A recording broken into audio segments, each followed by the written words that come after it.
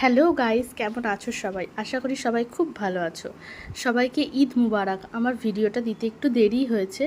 যাই হোক, আমি চাঁদ রাতের দিন রাত্রেবেলা বসার ঘরটা একদম সুন্দর করে গুছিয়ে নিয়েছিলাম। কিছুটা কাজ এগিয়ে রেখেছিলাম, কারণ সকালবেলা অত কাজ করা যায় না। তুষার এনেছিল এখানে রজনীগন্ধা, ওই স্টিকগুলো আমি কেটে ছোট করে ফ্লাওয়ার ভাসে দিয়ে দিচ্ছিলাম। আমাদের ঈদের নামাজ ছিল 7:30টায়। আমি অত সকালে ঘুম থেকে উঠি না, তো আমার কি ভয় লাগছিল যে আমি উঠতে পারবো কিনা।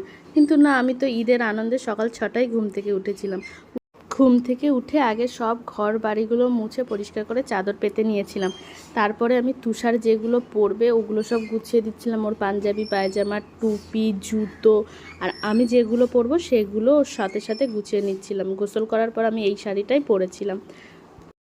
তারপর এখানে আমি বাপিরগুলো গুছিয়ে দিচ্ছিলাম, বাপির পাঞ্জাবি টুপি আর মায়ের শাড়ি ব্লাউজ এগুলো সব গুছিয়ে রাখছিলাম। আর আগের দিন রাত্রেবেলা আমি পেস্তা কাজুগুলো সব কেটে কুচিয়ে রেখেছিলাম। মা সেগুলো দিয়ে এখন সিমাই রান্না করছে, আর মা এই সিমাইটা খুব টেস্টি করে।